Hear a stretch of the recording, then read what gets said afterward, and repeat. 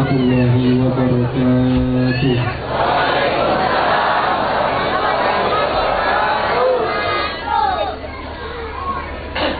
Alhamdulillah. Alhamdulillahil qail wa kullan naqussu 'alaika min anba'ir rusuli ma nathabbitu bihi fu'adak. Wa sallallahu wa sallama ala rasulil karim al-qail al-mar'u yuhsyaru ma'a man ahab wa ala alihi wa ashabihi wa man tabi'ahum bi ihsanin ila yaumiddin. Allahumma ya Rabbana kama jama'tana fi hadzal majlis fajma'na yaumal qiyamah ma'a rasulillah bil jannah. Allahumma ya Rabbana kama jama'tana fi hadzal majlis fajma'na yaumal qiyamah fil jannah ma'a rasulillah sallallahu alaihi wasallam. Allahumma ya Rabbana urzuqna al-mahabbata bi habibika sayyidina Muhammad. Allahumma ya Rabbana ij'alna min ummati habibika sayyidina Muhammad.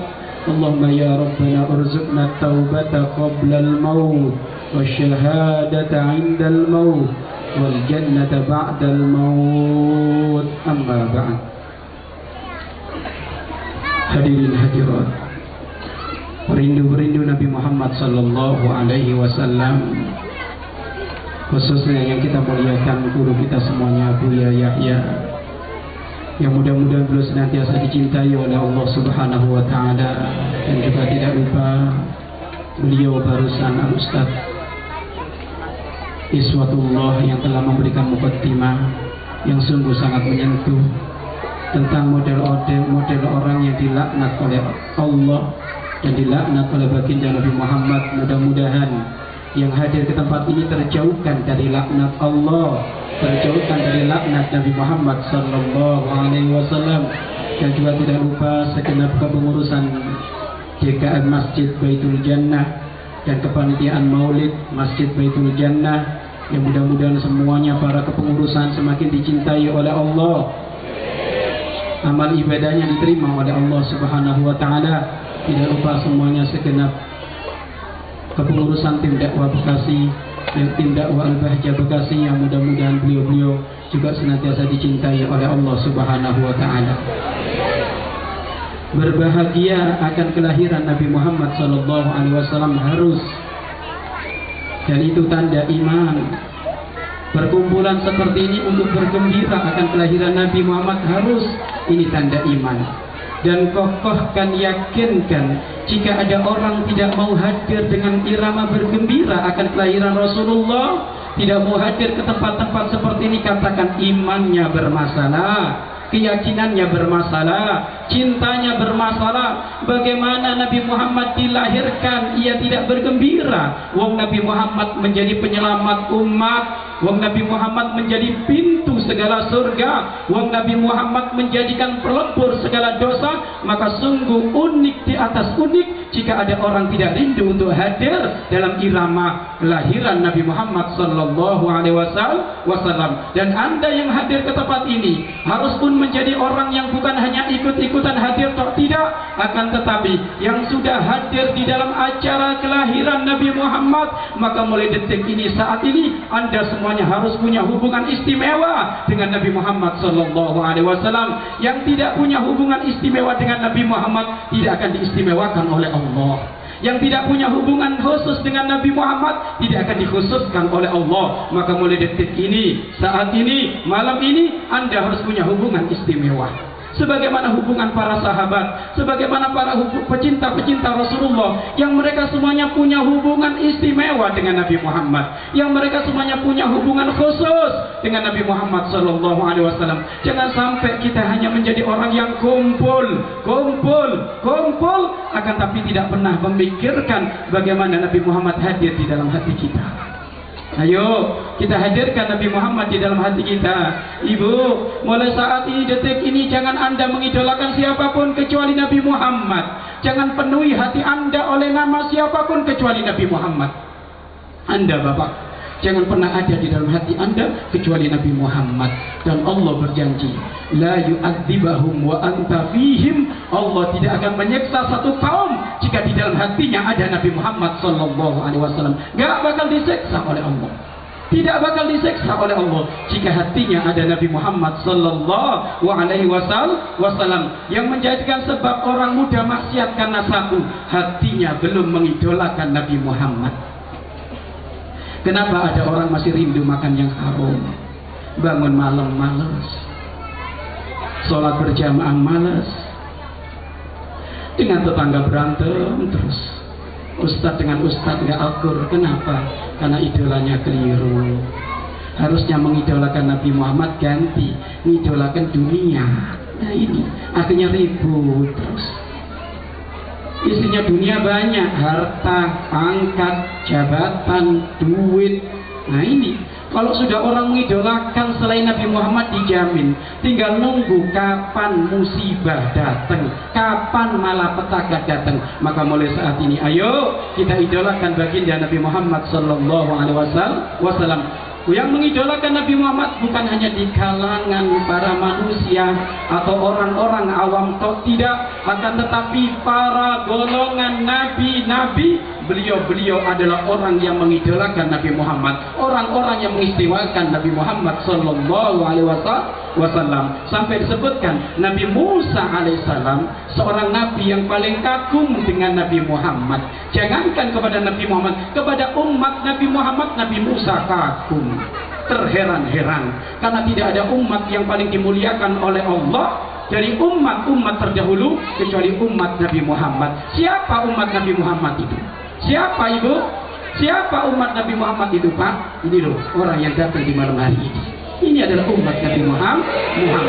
Dan ini yang menjadikan sebab kagum. Nabi Musa alaihissalam kagum tentang umat Nabi Muhammad. Kalau kepada umatnya saja kagum, apalagi kepada pemimpin umat yaitu Nabi Muhammad justru sangat kagum. Sampai disebutkan Nabi Musa alaihissalam setiap saat beliau berdoa, Allahumma ja'alni min ummati Ahmada. Ya Allah, jadikan aku termasuk umatnya Nabi Muhammad. Seorang nabi masih minta jadi pengen umatnya Nabi Muhammad. Loh, ini istimewa ini. Setiap saat Allahumma ja'alni min ummati Ahmada, Allahumma ja'alni min ummati Ahmada. Jadikan aku termasuk umat Nabi Muhammad, umat Nabi Muhammad, umat Nabi Muhammad. Siapa? Nabi Musa alaihissalam rindu ingin jadi umat Nabi Muhammad. Kenapa? Karena kagum kepada umat Nabi Muhammad. Yang kagum kepada umatnya, hakikatnya kagum kepada pemimpinnya, yaitu baginda Nabi Muhammad sallallahu alaihi wasallam. Yang mengagumi Nabi Muhammad itu tanda cinta. Dan orang kalau cinta ada kegembiraan dan ada kebahagiaan. Dan yang gembira, bahagia, cinta, senang, royal dengan Nabi Muhammad SAW, yakinkan Anda akan mendapatkan pahala dari Allah. Akan dapat pahala dari Allah.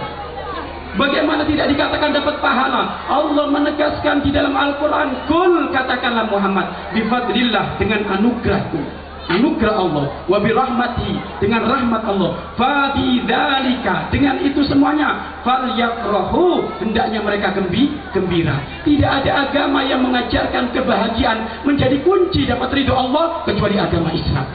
Ini agama istimewa, mengajarkan kegembiraan akan mendapatkan pahala dari Allah, mengajarkan kesenangan mendapatkan pahala dari Allah. Asal ingat, gembiramu, senangmu, royalmu, keistimewaanmu untuk sambung kepada Nabi Muhammad SAW. Pokoknya yang gembira untuk Nabi Muhammad akan diberi pahala, yang royal untuk Nabi Muhammad akan diberi pahala. Kenapa? Karena Allah sudah menempelkan kegembiraan itu dengan pahala Allah melalui Nabi Muhammad. Katakanlah Muhammad, dengan anugerah Allah, dengan rahmat Allah, dengan itu semuanya hendaknya mereka gembira. Kita itu dianjurkan, kalau kita mendapatkan nikmat dari Allah, mendapatkan anugerah dari Allah, dianjurkan kita gembira, senang. Karena Allah itu paling senang kalau nikmatnya disyukuri. Allah itu paling senang kalau nikmatnya disyukuri. Allah itu paling senang kalau yang nerima nikmat itu gembira. Allah paling senang. Dan semuanya kalau dihitung-hitung, mulai dari kita tidur sampai kita bangun, semuanya nikmat dari Allah. Wa in ta'uddu nikmatallahi la tuhsuha. Kalau kita menghitung-hitung nikmat Allah, sungguh kita tidak akan mampu menghitungnya. Makanya Bapak Ibu, syukur kita kalau untuk menyukuri nikmat belum cukup. Belum cukup. Coba ayo. Nikmat mata belum bisa disyukuri, mulut sudah ngomong. Ayo. Nikmat mulut bisa ngomong belum disyukuri, telinga sudah dengar omongan. Nikmat telinga belum disyukuri, tangan sudah ngambil makan, bisa makan, nggak ketutup. Kalau kita mengandalkan syukur kita nggak ketutup. Kenapa? Karena banyaknya nikmat Allah yang sangat diberikan kepada kita, mulai dari kita mau tidur sampai bangun lagi. Siapa yang memberi kenikmatan kita bisa tidur nyenyak, bangun malam nggak telat, sholat subuh nggak telat, bisa berjamaah? Siapa yang ngasih itu? Allah. Dan siapa yang menggerakkan kita untuk duduk di tempat ini, kumpul demi Nabi Muhammad? Siapa? Allah. Maka syukurlah kepada Allah Subhanahu wa ta'ala. Cara mensyukuri nikmat ini bagaimana? Ayo niru gaya hidupnya Nabi Muhammad biar bisa dikatakan syukur kepada Allah. Kenapa? Gaya hidup Nabi Muhammad tidak ada lain kecuali mana syukur kepada Allah. Karena hidupnya Nabi Muhammad ibadah. Hidupnya Nabi Muhammad ibadah. Yang memandang atau melihat dia hidup di dunia sebagai ibadah, maka setiap detik dia akan menuai pahala di hadapan Allah.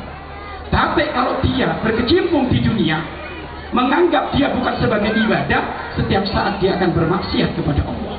Maka mulai sekarang cara pandang hidup kita dirubah. Kita di dunia hidup untuk ibadah, untuk mencari ridho Allah, mencari cinta Nabi Muhammad. Sungguh kalau orang sudah mata kacanya memandang hidup di dunia seperti ini, ia setiap saat akan menemukan pahala sampai nanti menghadap kepada Allah, ia akan mendapatkan pahala dari Allah Subhanahu wa ta'ala. Dan ingat, ibadah kepada Allah Subhanahu wa ta'ala luas. Orang jualan beli kalau tujuannya ibadah, jualan belinya pun nggak boleh bohong.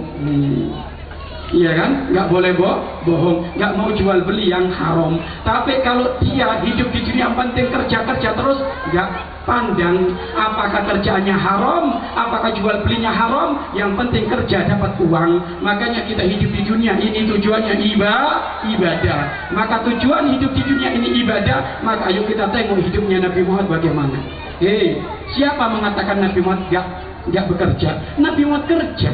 Sebelum beliau diangkat menjadi nabi bagaimana? Seorang pedagang yang sukses.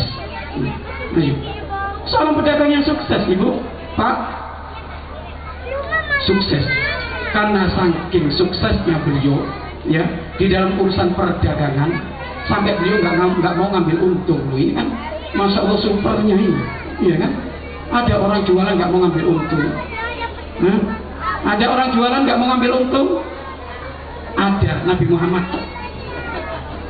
Selainnya ngambil untung, ada yang bohong, yang katanya ini belinya mahal, pulaannya mahal, belanjanya mahal, sehingga nanti dijual mahal, bohong lagi. Makanya sudah kokoh kan kalau ada penjual beli bohong, walaupun untungnya 1 triliun, gak barokah, kayak gak punya uang karena bohong. Tapi kalau dia jualan beli, ikut gayanya Nabi Muhammad yang gak pernah bohong, walaupun untungnya 1000 perak, ngalahin orang yang 1 triliun untungnya. Kenapa? Karena jujurnya. Allah gak menempelkan keberkahan kepada seorang pedagang kecuali yang jujur. Jujur ini niru siapa? Niru Nabi Muhammad. Pokoknya Nabi Muhammad itu komplit. Gaya hidupnya Nabi Muhammad kalau ditiru komplit sudah. Gak usah buka apa-apa sudah. Cukup dengar Nabi Muhammad, insya Allah kehidupan kita sukses. Nabi Muhammad di saat jual beli bagaimana? Ini diajarkan. Nabi Muhammad kalau jual beli itu beliau amanah. Beliau kalau jual beli nggak mau nipu. Nggak kayak orang zaman sekarang. Orang zaman sekarang itu kalau jualan padi itu, yang kering ditaruh di atas, yang basah taruh di bawah. Ya kan? Biasanya umumnya orang ngecek itu kan atasnya tuh. Oh iya, sudah kering. Tapi kalau masuk ke bawah, basah, neraka ini pedagang kayak gini. ya kan? Neraka. Makanya Bapak Ibu, jangan sampai Bapak Ibu gara-gara jual beli masuk neraka. Untungnya nggak seberapa, Bu.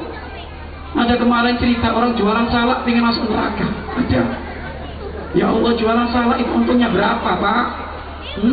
Jualan salak itu untungnya berapa? Salak per kilo berapa sih? Jadi ada orang beli salak, pinter, milih salak yang bagus-bagus. 1 kilo nggak tahu berapa salak itu 1 kilo. Ada 5.000, 7.000, 10.000 ya. Coba untungnya berapa? Paling 1.000, 2.000 itu untungnya. Beli salak 10.000. Tiba-tiba itu penjualnya sudah milih. Penjualnya milih, pinter ya. Plastik yang sudah dipilih sama orang jualan itu, orang pembeli, plus ada isinya itu ditaruh ke bawah. Tak tahu di bawah sudah disiapkan salak yang ukur 1 kilo. Jadi tuker, tapi agak setengah busuk ini. Karena orangnya tadi milik, ya nggak curiga. Akhirnya pulang, tak taunya ditengok semuanya salaknya pada busuk. Dipikir sama orangnya, saya tadi sudah milih bener. Oh iya, berarti saya yang salah. Padahal nipu, neraka. Gara-gara uang 1.000 masuk neraka. Gara-gara uang 2.000 masuk neraka. Jangan jual beli kayak gitu. Ya, ayo Nabi Muhammad kita tiru. Beliau orang yang jujur. Dan juga Nabi Muhammad orang yang tidak pernah ingkar janji. Ayo, awas. Nggak pernah Nabi Muhammad ingkar janji. Umumnya orang ingkar janji itu, ya kalau janji utang, janji mau datang, waduh ini banyak ingkarnya.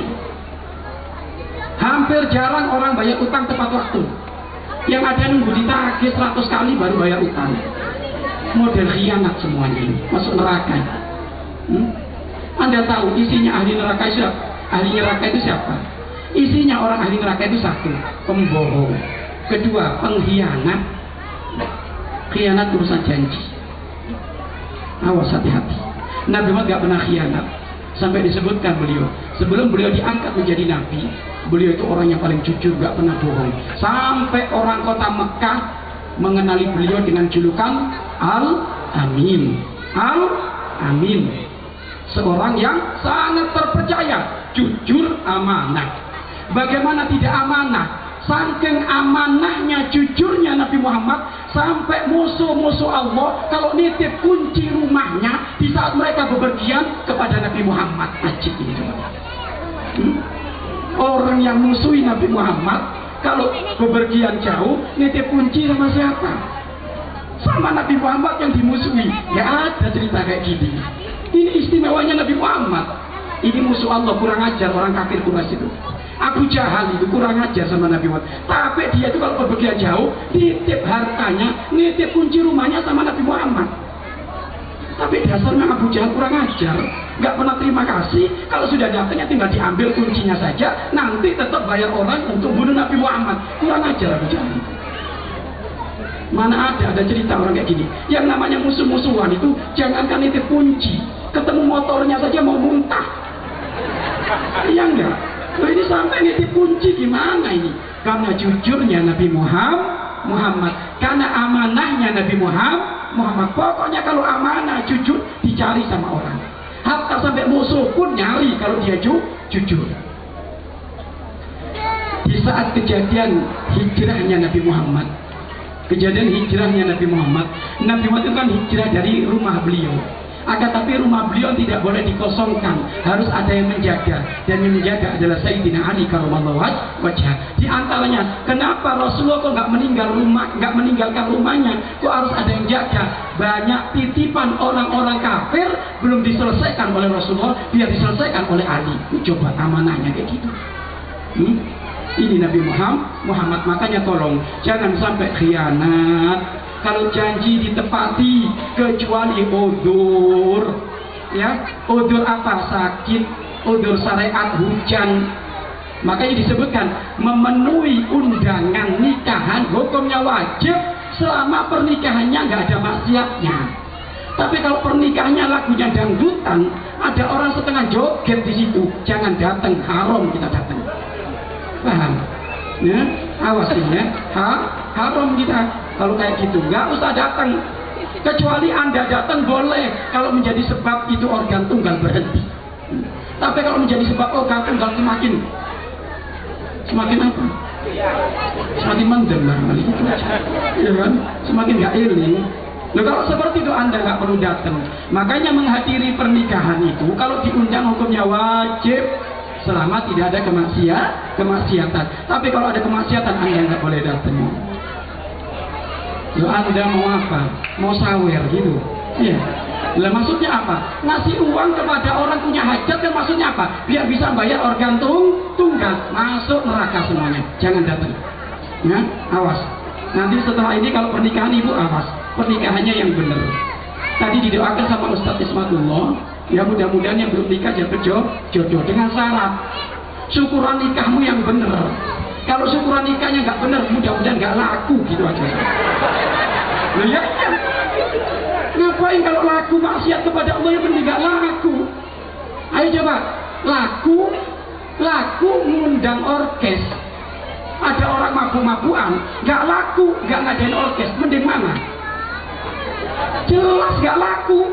Ya, jadi kawinnya nanti di surga. Ya, ini kalau laki-laki kawinmu di surga dapat bidadari 70.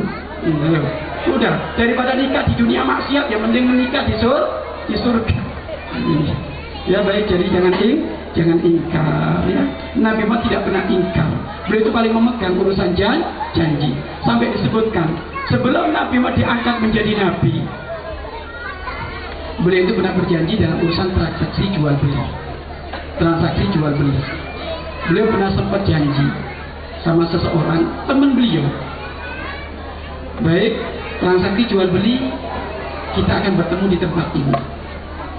Satu tempat yang sudah disepakati, bertemulah di situ jam sekian hari ini. Akhirnya Nabi Muhammad datang. Agak awal Nabi Muhammad datangnya. Tiba-tiba Nabi Muhammad nunggu 1 jam, temennya nggak kunjung datang. 2 jam nggak kunjung datang. 3 jam nggak kunjung datang. Sampai setengah harian nunggu, itu temen nggak datang. Sehari semalam ditunggu nggak datang. 2 hari 2 malam ditunggu nggak datang. 3 hari 3 malam baru ingat, ya Allah, aku punya janji dengan Muhammad. Baru datang kapan? Setelah lewat 3 hari 3 malam. Apakah di saat itu orang ingat ada janji dengan Muhammad? Ditengok nyamper ke tempat yang sudah disepakati. Apakah Nabi Muhammad ada ataukah Nabi Muhammad pulang? Ternyata Nabi Muhammad ada dan Nabi Muhammad ngomong, hei temanku, kamu tuh nyiksa aku, kamu janjian dengan aku, tapi kamu nggak datang. Aku sudah nunggu kamu 3 hari 3 malam di sini. Sallallahu alaihi Muhammad. Ini loh Rasulullah, memegang benar urusan janji. Makanya janji itu, mengingkari janji termasuk kemaksiatan lidah. Maka tolong perhatikan, jangan pernah ngumbar janji. Kalau memang mungkin nggak datang, sudah katakan, nggak datang sih. Katakan. Atau kalau nggak, minta rukhsah. Minta rukhsah itu izin. Mohon maaf, punten sekarang hujan gede, saya nggak bisa datang. Atau mungkin bayar hutang. Punten, saya nggak bisa bayar hutang tepat waktu. Katakan. Jadi nggak boleh saat itu suka ingkar. Orang yang ingkar itu tandanya orang munafik.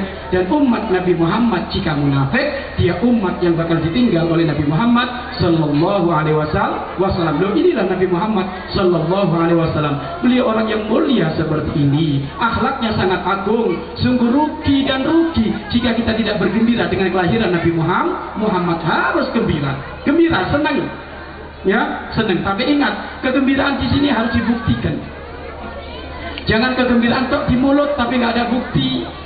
Yang gembira dengan kelahiran Rasulullah akan nampak dalam perilaku kesehari-hariannya. Yang bangga dengan Nabi Muhammad akan nampak perilaku sehari-harinya, ngikut gayanya Nabi Muhammad Sallallahu Alaihi Wasallam. Yang ibu-ibu ketahuilah, kalau ibu-ibu mengidolakan Nabi Muhammad, bangga dengan Nabi Muhammad, maka akan nampak perilaku akhlak sehari-harinya. Bagaimana? Ia tidak mau membuka aurat. Diperhatikan, jangan sampai terbuka auratnya ibu. Punya anak jangan sampai terbuka auratnya. Banyak ibu-ibunya auratnya rapat tapi anaknya pelontosan. Hati-hati. Ibunya Masya Allah rapat, pakai jilbab rapat, bahkan kalau pakai gamis itu sampai nyeret tanah. Dianjurkan ibu. Kalau perempuan itu kayak gitu. Kalau laki-laki enggak. Laki-laki itu dianjurkan kalau pakai sarung di atas mata kaki. Kalau laki-laki pakai apa? Pakai baju di atas pergelangan tangan. Ini laki-laki. Tapi kalau perempuan dianjurkan. Kalau perempuan itu pakai baju sampai nyeret tangan. Dianjurkan. Istri Rasulullah yang paling suci. Dan beliau adalah ahli surga, Ummi Kulsum. Beliau bajunya adalah baju yang selalu nyeret tanah. Nyeret tanah. Ibunya bajunya kayak gitu, anaknya nggak karu-karuan. Astagfirullah. Gimana? Emangnya pengen masuk surga ibunya? Dok, anaknya biar masuk neraka gitu. Kadang goncengan satu motor unik. Ibunya rapat kayak kerudung. Anaknya ini sumpah. Tak pikir-pikir gonceng setan. Ibunya mah bukan setan, ibunya manusia, anaknya itu. Tapi kalau dipikir-pikir, anaknya muncul ya dari ibunya yang di depan, berarti ibunya sebenarnya setan baik kerudung. Aduh, nggak bener ibu, dikontrol. Akhlak ibu yang benar. Kalau ibu mengidolakan Nabi Muhammad, terpancar dalam kehidupan sehari-hari ibu mengagungkan Nabi Muhammad, sehingga gaya baju ibu gaya menyenangkan Nabi Muhammad. Anaknya kostumnya menyenangkan Nabi Muhammad. Sama bapak-bapaknya juga menyenangkan Nabi Muhammad Sallallahu Alaihi Wasallam. Ibu, kita ini harus miris, harus sedih. Siti Aisyah, Siti Fatimah. Siti Fatimah itu Bapak Ibu bajunya itu kekurangan. Dalam arti kekurangan apa? Baju Fatimah Zahra terbatas, bahkan kurang. Baju yang mau dipakai sehari-hari itu kurang. Tapi Anda bajunya setiap hari bisa ganti 10 kali. Tapi tolong jangan sampai melanggar Nabi Muhammad. Hati-hati, syukuri. Yang punya baju lebih dari satu itu disyukuri. Siti Fatimah Zahra itu bajunya bisa dihitung, sampai disebutkan suatu ketika Nabi Muhammad Sallallahu Alaihi Wasallam berkunjung kepada rumahnya Fatimah Zahra, putri Nabi Muhammad, ratunya ahli surga. Kunjung. Assalamualaikum, kata Nabi Muhammad. Waalaikumsalam. Man bil bab, siapa di pintu itu? Ana Rasulullah, ana abukum, aku abahnya. Abah datang membawa teman nggak Abah? Iya, Abah datang membawa teman. Abah mohon maaf, Fatimah anakmu tidak bisa membukakan pintu Abah. Loh, kenapa Fatimah? Karena ada sebagian dari anggota tubuh putrimu tidak ketutup dengan baju Abah. Kenapa? Bajumu kemana? Bajumu kemana Fatimah? Abah, punten, bajuku dipakai suamiku untuk mencari nafkah. Coba ya, ada orang melarat kayak gini. Maka syukur ibu, syukur Pak, punya baju lebih. Coba Fatimah Zahra bagaimana? Beliau nggak bisa bukain pintu. Kenapa? Karena Rasulullah bersama teman. Kenapa nggak bisa bukain pintu wahai Fatimah? Abah, ada sebagian anggota tubuh putrimu nggak ketutup Abah. Baju yang dipakai kurang Abah. Kemana bajumu? Bajuku dipakai suamiku Ali untuk mencari nafkah Abah. Coba lihat. Tiba-tiba Rasulullah masuk, temannya disuruh di luar. Rasulullah masuk, imamahnya dilepas. Ini imamah dilepas, pakai ini.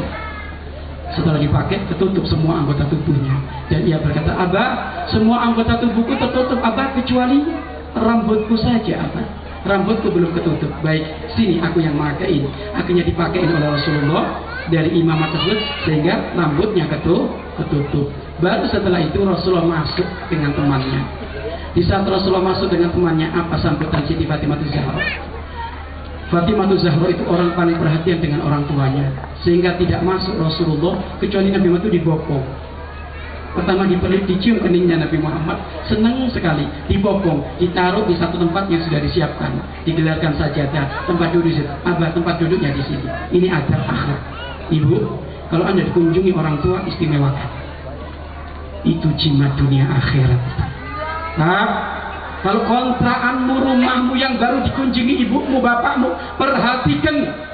Jangan sampai ada orang tua datang ke rumah bingung mau duduk di mana, tempat tidurnya di mana. Ini anak kurang ajar, masuk neraka.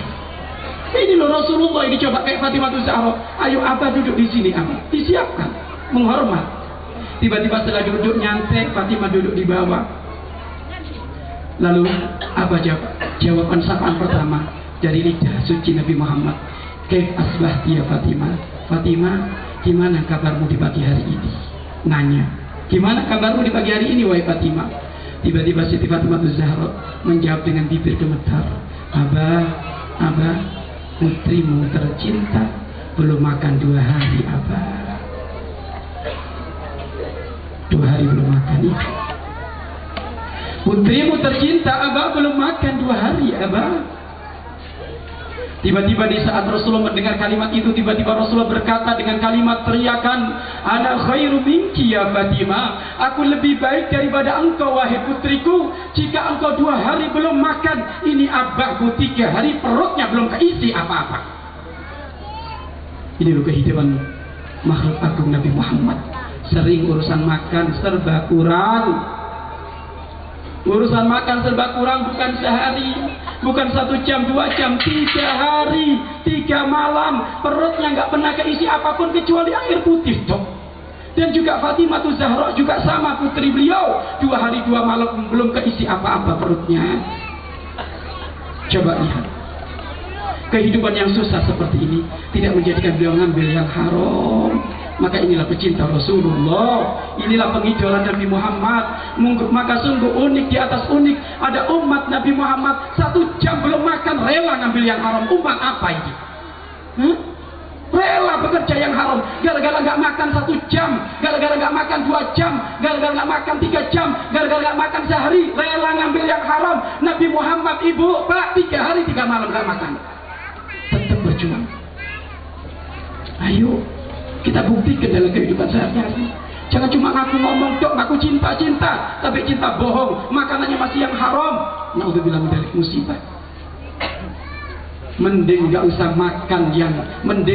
makan lebih baik mati daripada makan yang haram. Memang ulama berbeda pendapat. Ada yang mengatakan kalau memang itu urgent sekali, menjadikan dia itu bakal mati, sok ambil yang haram gak apa-apa. Ada, tapi ada ulama yang mengatakan ente mati lebih baik daripada makan yang haram.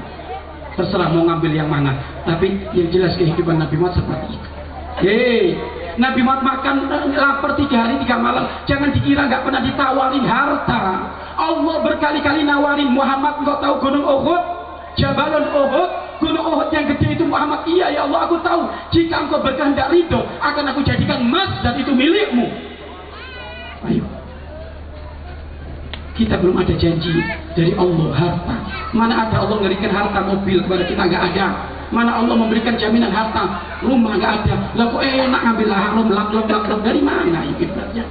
Ini Rasulullah sudah jaminan. Rasulullah jaminan ini. Jaminan apa? Gunung Uhud dijadikan emas, itu milikmu. Apa jawaban Nabi Muhammad? Ya Allah, aku lebih senang sehari makan, sehari puasa. Sehari makan, sehari puasa. Malah bukan itu dok, bukan sehari makan, sehari puasa, 3 hari makan, 3 hari enggak. Makanya Bapak Ibu, kalau Anda terhimpit dalam urusan ekonomi, ada kiblatnya Nabi Muhammad, nggak perlu takut. Pak, kalau Anda terhimpit urusan ekonomi, nggak perlu takut. Tidak ada orang yang paling melarat melebihi melaratnya Nabi Muhammad, nggak ada. Melaratnya umat Nabi Muhammad sudah dihabiskan oleh Nabi Muhammad. Umat Nabi Muhammad sekarang enak, tinggal kaya raya top. Hanya masalah yang fakir, yang melarat hatinya. Punya mobil 1 ngomong melarat, ini kan kurang ajar. Punya motor 1 ngomong melarat, makan sehari 3 kali sehari melarat katanya. Bukan melarat, itu hatinya nggak beres, idolanya keliru, bukan Nabi Muhammad. Bahkan ada orang lebih, Masya Allah Bapak Ibu, kalau makan bisa 4 kali 5 kali. Sudah gitu apa ke temannya, punten saya tadi dibantu, saya lagi melarat katanya. Oh, melarat benar itu. Kalau mau minta bantuan jangan pada manusia, pada Allah. Nabi Muhammad SAW walaupun melarat seperti itu Pak, coba lihat, beliau nggak pengen kelihatan miskin. Nih dengerin Bapak Ibu, Nabi Muhammad walaupun nggak makan 3 hari 3 malam, nggak pengen kelihatan miskin, nggak pengen kelihatan sedih, nggak pengen dikasihani orang. Sampai beliau karena saking perut beliau kempes, diganjel dengan batu, 3 batu gede-gede. Kenapa? Biar kelihatan sarungnya. Nabi Muhammad sarung yang rapat kenceng, nggak butuh makan manusia. Ayo Pak, ini loh akhlak Rasulullah. Perut beliau itu kempes, Ibu, 3 hari 3 malam nggak makan, tapi nggak pengen di hadapan sahabat-sahabat. Abu Bakar yang kaya raya nggak pernah ngemis Nabi Muhammad. Umar yang kaya raya nggak pernah ngemis. Bagaimana? Ditaruh batu 3 mengganjal di perut beliau, sehingga apa? Beliau di saat jalan tetap tegap seperti ini. Badan beliau lapar 3 hari 3 malam nggak makan. Sungguh, karena jeripaya Nabi Muhammad yang sering menahan lapar kayak gini, hampir tidak ada umat Nabi Muhammad yang kelaparan, nggak ada. Ini barokah Nabi Muhammad Shallallahu Alaihi Wasallam. Loh, saat itu Rasulullah berkata, anak khairu minki, aku lebih baik daripada engkau Fatimah. Abahmu belum makan 3 hari 3 malam. Dan ingat Fatimah, kamu jangan sedih punya suami Ali yang nggak punya baju sampai bajunya gantian dengan kamu. Ketahuilah, suamimu orang yang diidolakan di dunia dan di akhirat. Sayyidina Ali itu diidolakan oleh para malaikat. Makanya Sayyidina Ali surganya paling tinggi, surganya gede. Makanya kamu jangan sedih wahai Fatimah, punya suami melarat kayak Ali. Sayyidina Ali itu kalau ditengok Bapak Ibu kerjanya nguli sebagai penurun kurma dari orang-orang Yahudi. Ada orang sini ngoli jadi tukang turun kelapa gitu aja, nggak ada. Mau ngoli-ngolinya sekarang coba, oh perusahaan ini, ya kan, perusahaan ini. Tapi Sayyidina Ali enggak. Ini Bapak Ibu. Makanya sudahlah, kalau orang itu mengambil ibrah, mengambil pelajaran dari kehidupan Nabi Muhammad, ia akan menjadi orang yang syukur hidup di dunia ini. Syukur terus, syukur, nggak pernah merasa kurang. Yang ada syukur. Dan engkau wahai Fatimah, kehidupanmu seperti ini jangan sedih. Hei Fatimah, hidupmu seperti ini serba kekurangan, makan jangan pernah sedih kamu. Kenapa? Engkau akan menjadi ratu ahli surga. Ratunya ahli surga adalah Siti Fatimah Zahra. Coba Bapak Ibu, Nabi Muhammad yang nggak makan 3 hari 3 malam, Siti Fatimah Zahra nggak makan 2 hari 2 malam. Apakah ada kekurangan dalam urusan ibadah? Kaki beliau sampai bengkak. Nabi Muhammad kalau ibadah sampai kakinya beliau bengkak, nggak ngurangi syukur kepada Allah. Lalu kita bagaimana Ibu? Kulkas kita ini jatah 1 minggu masih ada. Nggak males ibadah. Baju kita ini loh dipakai 1 minggu ke depan masih ada. Nah kok malas ibadah? Maka ayo lahirkan Nabi Muhammad di dalam hati kita, punya hubungan khusus dengan Nabi Muhammad, niru gaya hidupnya Nabi Muhammad. Apalagi ada orang sekarang, Masya Allah Bapak Ibu, kalau sudah bajunya sobek itu Masya Allah malas pakai, gengsi. Masa istrinya PRT bajunya sobek? Nah, Nabi Muhammad bajunya sobek, tambalan banyak Pak. Nggak usah. Dan kadang seperti itu Bapak Ibu. Saya tadi orang tua kami sebelum berangkat ke sini, saya diingatkan sama ada apa? Diingatkan istri. Saya punya kaos itu Ibu. Ininya apa? Pundaknya itu sobek. Pundaknya sobek. Kata istri, yang benar sih kaosnya. Kenapa Ibu? Itu kan sobek gitu. Nggak enak nanti ketahuan orang-orang kata istri. Emangnya kenapa? Ya nggak enak kan gitu. Masa Ustadz kok kaosnya sobek? Kamu lupa bajunya Nabi Muhammad sobeknya banyak dan beliau nggak makan. Apa Nabi Muhammad? Tapi tadi aku pikir-pikir juga, kalau sampai kaos saya sobek ketemu tim dakwah Al-Bahjah Bekasi kan dibelikan kaos nanti. Juga nanti. Akhirnya apa? Tadi tak ganti juga orang tua kami. Maksudnya apa? Saya nggak pengen dikasihani, gitu loh. Iya. Artinya apa? Kalau memang harus pakai yang sobek, nggak perlu kita gengsi Ibu. Kalau pakai harus pakai sandal yang memang sambungan, jepitan sambung, pakai. Dan betapa banyak orang yang kaya raya, hatinya sambung kepada Rasulullah, hidupnya ala kadarnya. Ya, sarung sampai ngepir ya dipakai. Ya, syukur. Ya, ingat Ibu, Bu, ini bukan cerita yang buat kagum, bukan. Pak, ini bukan cerita buat kagum, tapi cerita amal. Cerita kelakuan Ibu harus dibuktikan dalam kehidupan kita. Bukan kagum, Allah, bukan kayak gitu. Betapa banyak orang kagum tapi amalnya nggak kagum, amalnya tetap model orang kayak nggak kenal Rasulullah.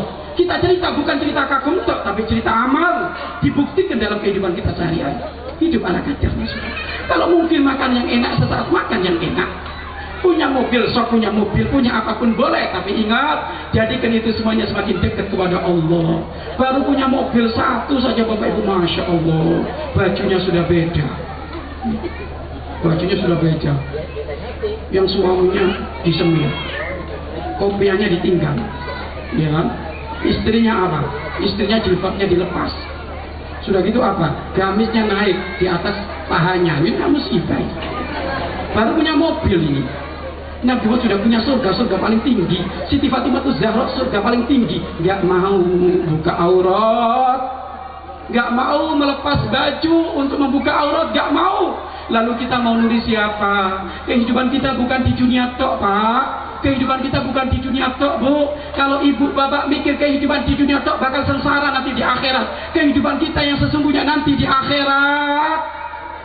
Dan kita di dunia ini 63 tahun. Itu kalau kita ngikut umurnya Nabi Muhammad 63 tahun. Anda yang umur 50 tahun berarti 13 tahun lagi. Mau apa ya? Mana? Makanya ayo, kelahiran Nabi Muhammad ini adalah membangkitkan hati-hati orang yang mati. Hati yang hati keras karena cinta dunia dihilangkan cinta akhirat. Hidup Allah kadarnya. Walaupun hartanya melimpah ruah, harta melimpah ruah dipakai untuk berjuang dalam urusan dakwah, nyumbang masjid, nyumbang pesantren. Wah, ini akan mulia. Pokoknya Bapak Ibu kalau ini dengerin ini. Nabi Muhammad itu kalau banyak uang, Nabi Muhammad itu kalau megang uang, pertama nggak bisa tidur. Nabi kalau megang uang nggak bisa tidur. Dan Nabi kalau megang uang nggak pernah nginep sehari semalam kecuali sekali saja. Dan itu pun menjadikan Nabi Muhammad nggak bisa tidur. Artinya apa? Nabi Muhammad kalau megang uang tidak pernah megang uang di tangan beliau kecuali apa? Fakir miskin sini, ini terus sampai habis. Ini Nabi Muhammad. Pernah suatu ketika Nabi Muhammad lupa nyimpan berapa dirham uang, ditaruh di bawah bantalnya, tidur dengan Siti Aisyah. Diketemukan oleh Siti Aisyah, Nabi Muhammad kok tidurnya kayak orang gelisah, sesaat terkurap, sesaat terlentang, sesaat berdiri lagi, tidur lagi. Ya Rasulullah, ada apa dengan engkau sakit ya Rasulullah? Tidak, nggak tahu kenapa malam ini kok tumben hatiku gelisah. Ada apa ya Rasulullah? Setelah ditengok orang tua kami, ternyata apa? Beliau nyimpen uang di bawah bantal. Orang tidur nyimpen uang di atas bantal, menjadikan di bawah bantal, menjadikan Nabi Muhammad tidurnya nggak tenang. Kalau jenengan gimana? Jenengan gimana, Pak? Jangan diomong. Ya. Kalau ATM-nya penuh, tidurnya ngorok.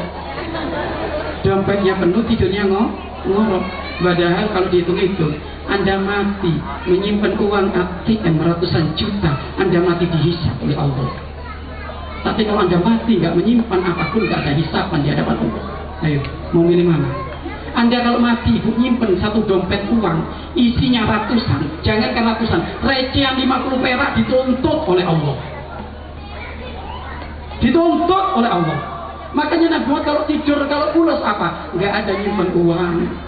Uangnya langsung dipakai nih, mana masjid belum kelar nih, mana peperangan sana belum kelar nih. Nabi Muhammad gak pernah megang uang kecuali habis untuk infak sedekah.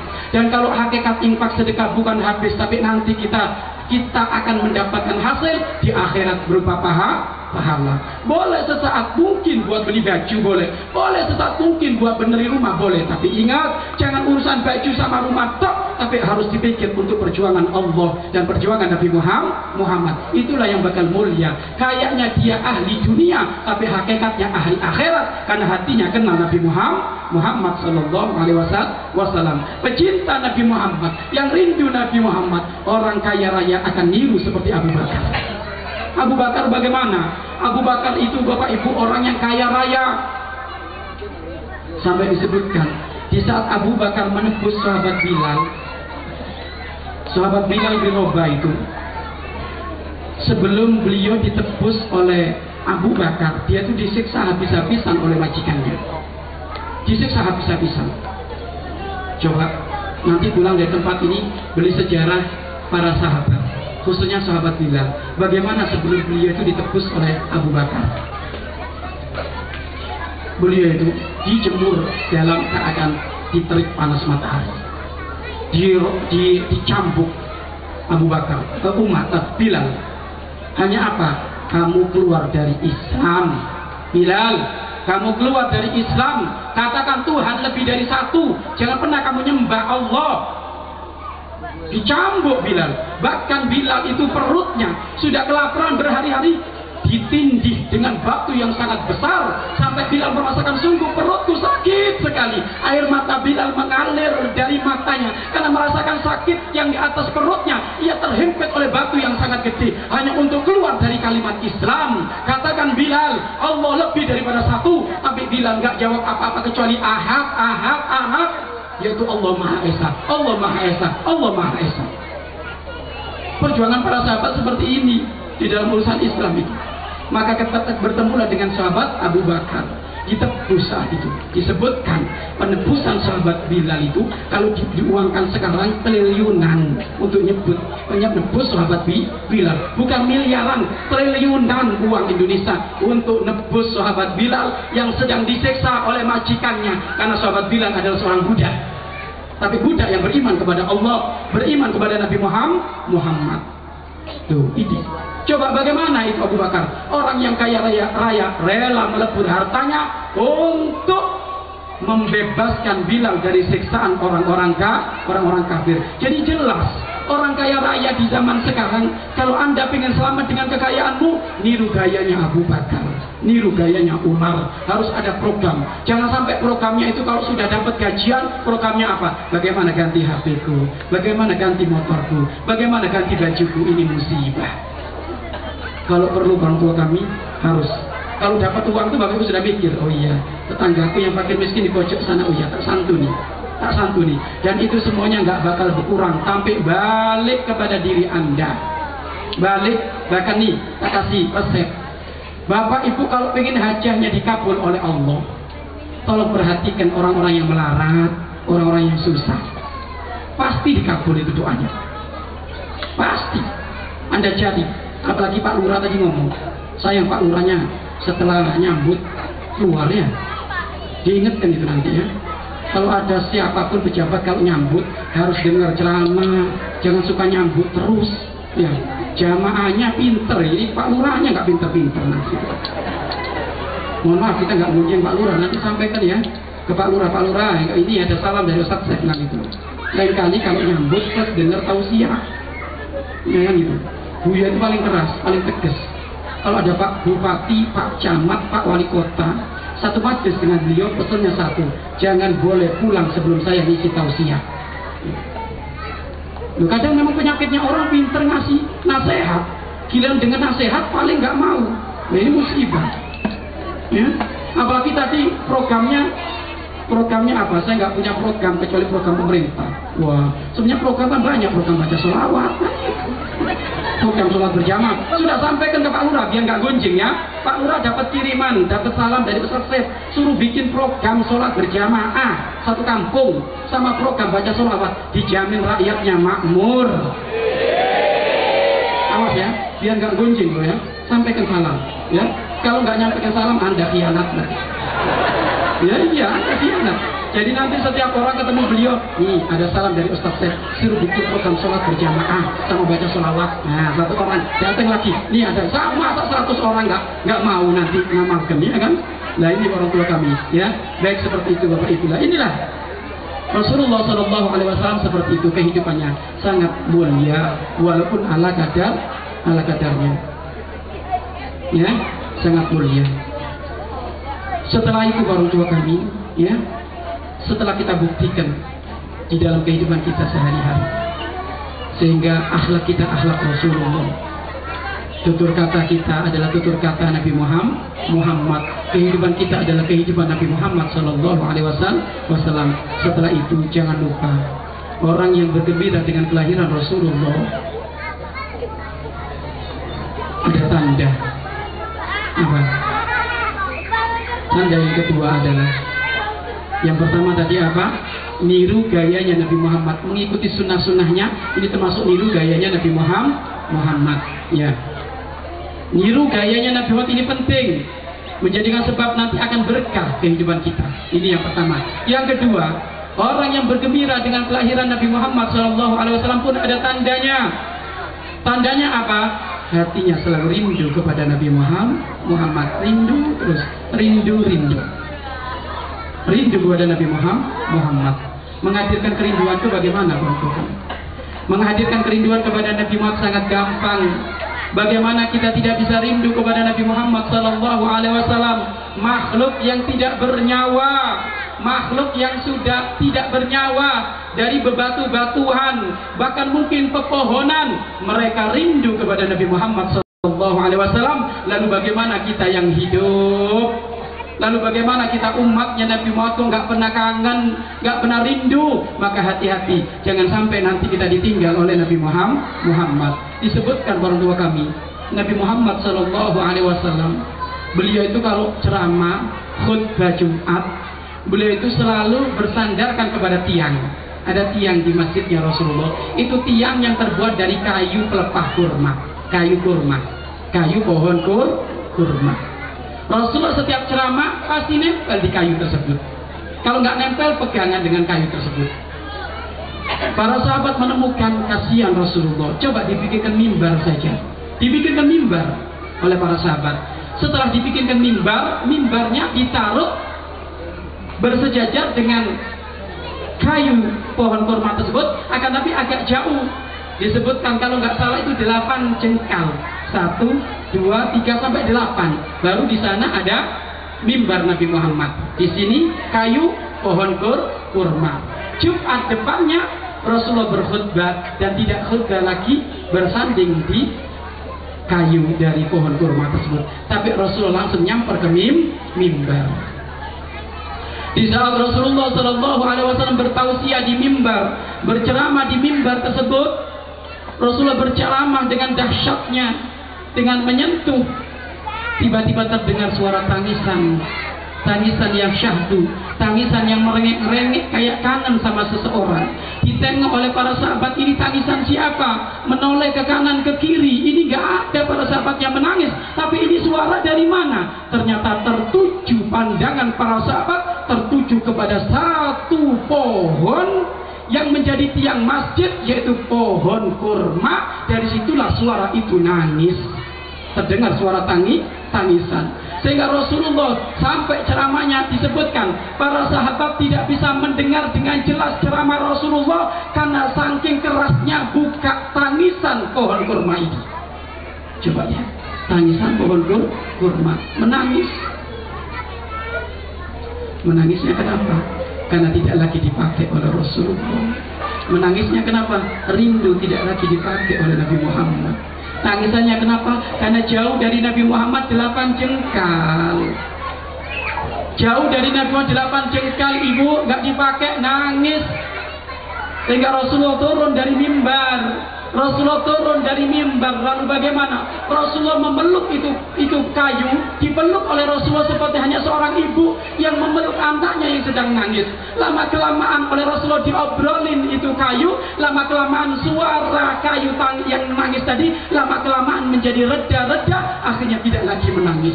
Dan Nabi Muhammad berkata, sungguh jika aku tidak memeluk kayu ini, sampai hari kiamat kayu ini akan menangis. Kenapa? Karena sedih jauh daripada aku. Jika kayu merintih rindu kepada Nabi Muhammad, menjadikan Nabi Muhammad memeluknya, lalu bagaimana kita umatnya yang setiap malam rindu, merengek-rengek, menangis kepada Allah untuk Nabi Muhammad? Apakah tidak mungkin Nabi Muhammad memeluk kita? Dan betapa agungnya jika kita dipeluk oleh Nabi Muhammad.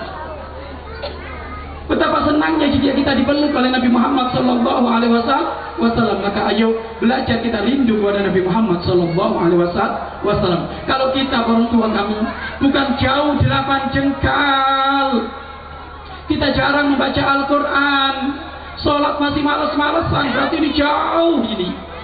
Ini pohon kurma jauh 8 jengkal menjadikan beliau nangis pohon kurma. Lalu bagaimana kita yang kadang sudah jauh dari aturan syariat Nabi Muhammad Sallallahu Alaihi Wasallam? Maka ayo adanya Maulid Nabi Muhammad malam ini menjadikan sebab kita semakin rindu kepada Nabi Muhammad Sallallahu Alaihi Wasallam.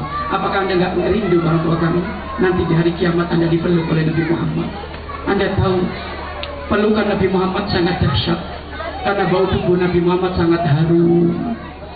Bau tubuh Nabi Muhammad itu harum orang tua kami. Dan juga wajah Nabi Muhammad itu paling gantengnya wajah. Nabi Muhammad itu wajahnya bersinar mengalahkan rembulan. Maka sungguh rugi dan rugi jika ada orang nanti dari umat Nabi Muhammad gak bisa melihat wajahnya Nabi Muhammad. Itu orang rugi itu. Rugi. Wajahnya Nabi Muhammad lebih indah daripada rembulan. Maka ayo, Anda semuanya harus rindu untuk bisa melihat wajah Rasulullah. Bagaimana? Dengan selalu merindukan Nabi Muhammad. Rindu.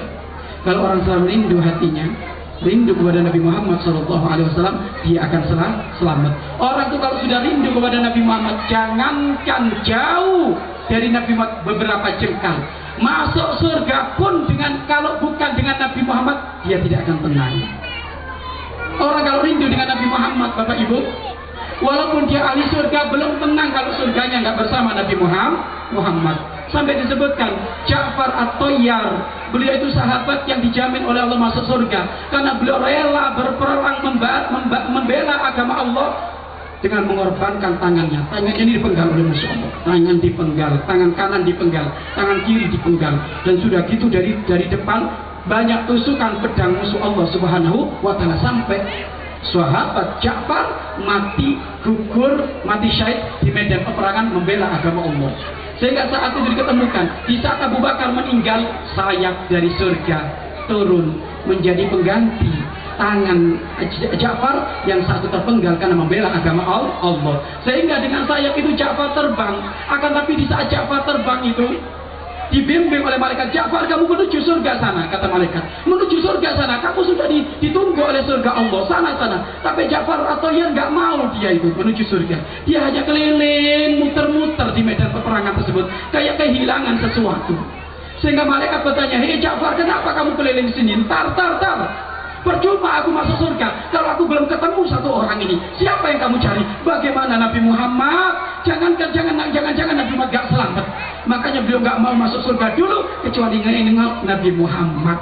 Coba lihat, surga dikesampingkan jika Nabi Muhammad belum ada jaminan selamat. Sehingga apa? Ja'far atau yang keliling mengitari peperangan. Sehingga saat itu Rasulullah dari kejauhan senyum melambai-lambai kepada Ja'far. Ja'far, kamu terbang sana, menuju surgalah kamu, dan aku akan menyusul kamu. Setelah mendengar kalimat ini, Ja'far atau yang tenang. Lalu Ja'far atau yang secepat kilat menuju surga Allah Subhanahu wa Ta'ala. Ini loh pecinta Nabi Muhammad, ini loh perindu Nabi Muhammad. Walaupun dia ahli surga, tidak menghilangkan Nabi Muhammad. Siapa yang menjamin kita surga? Tidak ada. Siapa yang menjamin kita surga itu? Tidak ada. Makanya yuk belajar kangen, belajar rindu. Kangen Nabi Muhammad bagaimana? Sering hadir majelis seperti ini, insya Allah kangen Nabi Muhammad. Makanya Bapak Ibu, tolong Anda yang datang di malam hari ini berjanjilah untuk hadir kapanpun ada majelis, saya datang. Berjanjilah agar supaya kita bisa kangen dengan Rasulullah, agar supaya kita bisa kangen dengan Nabi Muhammad. Terus di mana ada majelis, cari. Kenapa? Karena setiap majelis pasti akan bercerita Nabi Muhammad. Setiap majelis akan menjadikan hati kita rindu kepada Nabi Muhammad. Maka hadir majelis. Kebetulan majelis kami di sini banyak, Bapak Ibu, di mana? Di Cikarang ini banyak, ya. Insya Allah setiap Jumat ketiga ada di mana? Masjid Al-Furqon, ya. Datang Bapak Ibu, ya. Bahwa semuanya datang. Ini tetanggaan, masa nggak datang, keterlaluan ini. Sana ahli surga, sana ahli neraka, ya. Musibah ini, ya. Makanya datang Bapak Ibu, ya. Setiap minggu ketiga di Masjid Al-Furqon. Begitu juga jangan lupa Majlis Maulid keliling kayak hari ini. Malam ini kan sebenarnya Majlis Maulid keliling, hanya saja sekarang dipindah. Mohon diinformasikan kepada teman-teman yang nggak hadir. Majlis Maulid keliling biasanya setiap minggu keempat. Sekarang dipindah setiap malam Ahad minggu pertama, ya. Malam Ahad minggu pertama. Biasanya malam Ahad minggu keempat. Bukan malam Ahad pertama, ya. Bukan. Kalau malam Ahad pertama keliru nanti. Karena ada kadang sebulan itu Sabtu ada 5 Sabtu. Nah, kalau kita ngambil malam Ahad pertama, akhirnya nanti keliru. Ini malam Ahad minggu pertama. Hitungan minggu pertama itu gimana? Mulai hari Senin, Selasa itu minggu pertama. Kadang kan ada Jumat, ada minggu pertama. Jumat pertama ada, tapi Seninnya nggak ada, kan gitu kan? Selasanya nggak ada. Makanya majelis kita, majelis Maulid keliling ini setiap malam Ahad minggu pertama. Dan insya Allah bulan depan jatuh tanggal berapa? 6 Februari ya, tanggal 6 Februari di Masjid Mambaus Syifa dan Majelis Taklim Halaqah Istighosa Desa Karang Raharjo ya. Desa Karang Raharja. Raharjo ya. Desa Karang Raharja. Tahu alamatnya ya? Tahu, insyaallah hadir Bapak Ibu ya, hadir. Dan juga jangan lupa 15 Januarinya yaitu rutinan di Al-Furqon ya, 15 Januari Jumat ketiga rutinan di Masjid Al-Furqon. Dan juga jangan lupa terakhir tanggal 31 Januari. Nah ini tanggal 31 Januari Bapak Ibu Maulid Akbar di Al-Bahjah 2. Kemarin kan Al-Bahjah Pusat, sekarang Al-Bahjah 2. Datang Bapak Ibu ya. Mau datang nggak? Insya Allahnya siapa? Kalau insya Allahnya santri datang ya. Kalau insya Allahnya bukan santri ya, cuma hanya pelepas apa? Pelepas hujah ya, nanti biar gak ditanya ya. Tolong datang orang tua kami ya, rombongan pakai mobil pribadi. Yang punya mobil pribadi pakai ya, pakai ke sana rombongan orang tua kami nggak apa-apa ya. Rombongan hadir semuanya, dibawa keluarganya ya. Dekat ibu naik toli 2,5 jam. Saya tadi berangkat jam 4 lebih, nyampe sini ya setengah 7, cepet. Nah, cepet Bapak Ibu. Yang menjadikan nggak cepet itu hatinya belum sambung. Kalau hatinya belum sambung, kalau hati belum sambung kita nggak deket aja nggak dateng. Karena hatinya belum sambung. Tapi kalau hatinya sambung, kemanapun akan disamperin. Dan di situ nanti ada keberkahan, ada majlis maulid, dan insya Allah akan diisi langsung oleh guru kita Buya Yahya. Kapan? Tanggal 31 Januari pagi, jam 7 pagi hari Ahad. Jadi Bapak Ibu pulang dari tempat ini, programnya banyak. Tanggal 15 Januari rutinan di Al-Furqon. Iya kan? Terakhir 31 Januari Maulid Akbar di Al-Bahjah 2 Ustadz Chef. Dan yang terakhir nanti tanggal berapa? 6 Februari ya, majelis maulid ya. Monggo dihadiri orang tua kami ya. Baik, inilah Bapak Ibu, jadi intinya maulid kali ini, ayo kita punya hubungan khusus dengan Rasulullah. Kehidupan kita, akhlak kita harus ikut akhlaknya Nabi Muhammad SAW. Dan mulai detik ini belajar untuk rindu kepada Nabi Muhammad. Kangen rindu. Baik, inilah yang bisa kami sampaikan. Selanjutnya kita tutup dengan doa. Bismillahirrahmanirrahim. Alhamdulillahirabbil alamin. Allahumma shalli wa sallim ala sayyidina Muhammad wa ala ali sayyidina Muhammad. Allahumma arhamna wa la tu'adzibna wansurna wa la tahdhurna wa'afina wa la tumritna wa akrimna wa la tuhinna wa athirna wa la tu'thir alaina innaka ala kulli syai'in qadir. Allahumma ya Allah, ya Allah, ya Allah, bimbing kami semuanya ya Allah untuk menjadi umat yang diaku sebagai umat kekasih-Mu Nabi Muhammad ya Allah. Permudah bagi kami semuanya ya Allah untuk senantiasa merindukan kekasih-Mu Nabi Muhammad ya Allah. Permudah bagi kami semuanya ya Allah untuk mengikuti sunnah-sunnah kekasih-Mu Nabi Muhammad ya Allah. Permudah bagi kami ya Allah untuk meniru gaya hidup kekasih-Mu Nabi Muhammad di dalam kehidupan kami sehari-hari ya Allah. Kadang ya Allah kami menemukan ya Allah di dalam kehidupan sehari-hari ya Allah, kadang kami bingung ya Allah. Bingung, seakan-akan butuh petunjuk ya Allah. Maka kami mohon ya Allah, jadikan petunjuk kami adalah kekasih-Mu Nabi Muhammad. Jadikan petunjuk kami ya Allah kekasih-Mu Nabi Muhammad. Baik di saat kami lapang, di saat kami susah, di saat kami terhimpit, di saat kami gembira, di saat kami sedih. Jadikan Nabi Muhammad petunjuk bagi kami ya Allah. Jadikan Nabi Muhammad ya Allah suri tauladan bagi kami ya Allah. Ya Allah, mulai detik ini, malam ini ya Allah, bimbing kami semuanya untuk memiliki hubungan khusus dengan kekasih-Mu Nabi Muhammad ya Allah.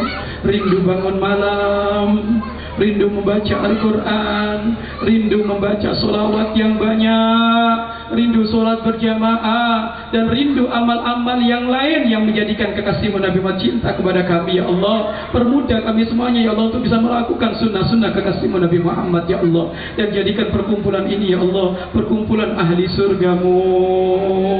Siapapun yang duduk di tempat ini jadikan ahli surgamu ya Allah. Jangan kau tinggal siapapun yang duduk di tempat ini kecuali menjadi ahli surgamu ya Allah. Baik orang yang bergelimpangan dosa, baik orang yang gak karu-karuan ya Allah. Karena kehadiran di tempat ini ya Allah beri kemudahan untuk taubat. Dan di saat sudah taubat ya Allah jadikan ahli surgamu ya Allah. Jadikan ahli surgamu ya Allah. Jadikan ahli surgamu ya Allah. Ya Allah barangkali ada ya Allah rezekinya masih bercampur ya Allah. Subhat ya Allah, ada yang haram, ada yang halal ya Allah. Maka kami mohon bimbing kami semuanya ya Allah untuk senantiasa rindu makan yang halal, rindu bekerja yang halal, rindu rezeki yang halal ya Allah. Jauhkan dari kami ya Allah pekerjaan yang haram, jauhkan dari kami makan yang haram, jauhkan dari kami rezeki yang haram ya Allah. Rezeki yang haram menjadikan kami masuk neraka-Mu, rezeki yang halal menjadikan kami ahli surga-Mu. Maka beri kepada kami ya Allah rezeki yang halal. Ya Allah, ya Allah, jika Engkau memberi kelebihan dalam urusan harta ya Allah, maka jadikan kami orang yang bersyukur ya Allah.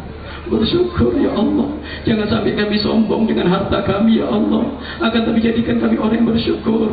Yang punya rumah jadikan bersyukur. Yang punya kendaraan jadikan bersyukur. Yang punya pekerjaan jadikan bersyukur. Yang sudah punya suami jadikan bersyukur. Yang sudah punya istri jadikan bersyukur. Yang sudah punya anak jadikan bersyukur. Yang sudah ahli sholat malam jadikan bersyukur. Yang sudah dekat kepadamu jadikan bersyukur ya Allah. Yang sudah nutup aurat ya Allah, rindu memakai jilbab, rindu menutup aurat, jadikan orang yang bersyukur ya Allah.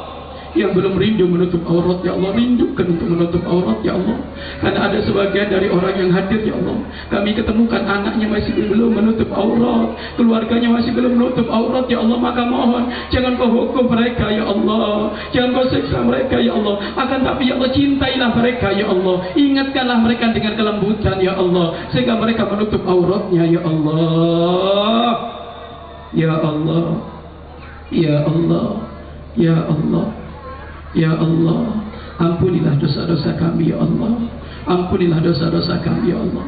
Engkau lebih tahu ya Allah betapa banyak dosa yang kami lakukan. Maka ampunilah dosa kami ya Allah. Jangan ada orang pulang dari tempat ini kecuali Kau lebur dosanya ya Allah. Jangan ada orang pulang dari tempat ini kecuali Kau ampuni dosa-dosanya ya Allah. Kekasih-Mu Nabi Muhammad menjanjikan, jangan ada orang yang duduk di majlis taklim kecuali akan mendapatkan rahmat-Mu. Dan termasuk sebagian dari rahmat-Mu adalah peleburan dosa. Maka lebur dosa kami ya Allah. Dosa mata kami ampuni, dosa mulut kami ampuni, dosa anggota tubuh kami ampuni ya Allah. Dosa sesama kami ampuni ya Allah. Dosa sesama kami ampuni ya Allah. Ya Allah, ya Allah, ya Allah, bersihkan hati kami ya Allah dari penyakit-penyakit hati ya Allah. Bersihkan hati kami dari dendam, bersihkan hati kami dari sombong, bersihkan hati kami dari riya, bersihkan hati kami dari hasad ya Allah. Beri kepada kami ya Allah hati yang saling mencintai dengan sesama ya Allah. Wujudkan keindahan di antara masyarakat ini ya Allah. Jadikan masyarakat ini masyarakat makmur, penuh cinta di dalam hatinya ya Allah. Tidak ada cekcok dengan tetangga ya Allah. Tidak ada musuh-musuhan ya Allah. Yang ada saling mencintai karenamu ya Allah. Yang ada saling mencintai karenamu ya Allah. Dan kabulkan doa-doa kami ya Allah. Kabulkan hajat-hajat kami ya Allah. Kabulkan doa-doa kami ya Allah. Kabulkan hajat-hajat kami ya Allah. Khususnya hajat urusan dunia, utamanya hajat akhirat ya Allah. Ada di antara kami yang duduk di tempat ini ingin hajat dunia kabul ya Allah. Mohon dikabul ya Allah. Hajat urusan dunia, urusan rezeki, urusan kesembuhan, urusan mendapatkan jodoh ya Allah, mohon dikabul. Utamanya hajat akhirat ya Allah. Permudah kami semuanya masuk surga bersama kekasih-Mu Nabi Muhammad ya Allah. Jadikan kami satu surga ya Allah bersama kekasih-Mu Nabi Muhammad ya Allah. Ya Allah, ya Allah, panjangkan umur kami ya Allah dalam keadaan taat dan sehat walafiat. Dan rindukan kami untuk senantiasa hadir majlis seperti ini ya Allah. Senangkan kami untuk senantiasa hadir ke majlis seperti ini ya Allah. Jikalau ada orang yang hadir di malam hari ini ya Allah pertama kali ya Allah, maka ke depan jadikan orangnya selalu rindu untuk hadir seperti ini, hadir seperti ini, hadir seperti ini, sampai nanti menghadap kepadamu ya Allah dalam keadaan ngaji seperti ini ya Allah. Ya Allah, beri keistiqomahan kepada kami ya Allah di dalam amal kebaikan, beri keistiqomahan kepada kami di dalam amal kebaikan ya Allah. Dan terakhir kami mohon kepadamu ya Allah, sepanjang umur kami pada waktunya kami akan menghadap kepadamu, dan kami mohon ya Allah, jika kami menghadap kepadamu ya Allah, bimbing kami semuanya untuk mati husnul khotimah ya Allah. Jika kami nanti menghadap kepadamu ya Allah, bimbing ya Allah untuk mati husnul khotimah ya Allah. Jauhkan dari kami su'ul khotimah, jauhkan dari kami mati jelek ya Allah, jauhkan dari kami ya Allah mati maksiat ya Allah, jauhkan dari kami ya Allah mati melanggarmu ya Allah. Akan tapi jadikan siapapun yang mendengarkan suara ini, yang berkumpul di tempat ini, keluarga kami semuanya yang mendengarkan suara ini, mati dalam keadaan husnul khotimah, mati dalam keadaan iman, senantiasa hati dan lidah kami mampu mengucapkan kalimat yang sangat dicintai oleh kekasih Nabi Muhammad, kalimat agung dan mulia, la ilaha illallah Muhammadur Rasulullah, la ilaha illallah Muhammadur Rasulullah, la ilaha illallah Muhammadur Rasulullah. Rabbana atina fid dunya hasanah wa fil akhirati hasanah wa qina adzabannar. Wa sallallahu ala sayyidina Muhammadin wa ala alihi washabbihi wasallam. Walhamdulillahi rabbil alamin. Al-Fatihah. Ar-Rahmanir-Rahim. Shiratal ladzina an'amta 'alaihim ghairil maghdubi 'alaihim waladdallin. Amin. Terima kasih, jangan lupa orang tua kami ya. Maulid Akbar di Al-Bajah 2 ya, tanggal 31 Januari, monggo dihadiri. Ini saja, wabillahi taufiq wal inayah. Wassalamualaikum warahmatullahi wabarakatuh.